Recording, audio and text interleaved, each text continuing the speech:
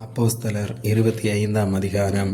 பெஸ்து என்பவன் நாட்டிற்கு அதிபதியாக வந்து 3 நாளான பின்பு செசரியாவிலிருந்து எருசலேமுக்கு போனான். அப்பொழுது பிரதான ஆசாரியனும் யூதரில் முதன்மையானவர்களும் அவனிடத்தில் வந்து பவுலுக்கு விரோதமாக பிராது பண்ணி அவனை வழியிலே கொன்று போடும்படி சற்பனையான யோசனை உள்ளவர்களாய் தங்கள் மேல் தயவு செய்து அவனை எருசலேமுக்கு அழைப்பிக்க வேண்டும் என்று வேண்டிக் கொண்டார்கள். அதற்கு பெஸ்து பிரதியுத்தரமாக, பவுலை செசரியாவிலே காவல் பண்ணியிருக்கிறதே, நானும் சீக்கிரமாக அங்கே போகிறேன்.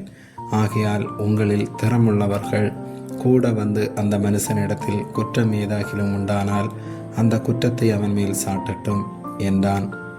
அவன் அவர்களிடத்திலே ஏறக்குறைய 10 நாள் சஞ்சரித்து பின்பு செசரியாவுக்கு போய் மறுநாளிலே நியாயஸ்தானத்தில் உட்கார்ந்து பவுலை கொண்டு வரும்படி கட்டளையிட்டான்.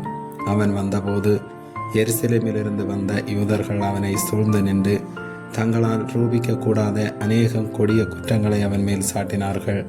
அதற்கு அவன் உத்தரவாக, நான் யூதருடைய வேத பிரமாணத்துக்காகிலும் தேவாலயத்துக்காகிலும் ராயருக்காகிலும் விரோதமாக ஒரு குற்றமும் செய்யவில்லை என்று சொன்னான். அப்பொழுது பெஸ்து யூதருக்கு தயவு செய்ய மனதாய் பவுலை நோக்கி, நீ எருசலேமுக்கு போய் அவ்விட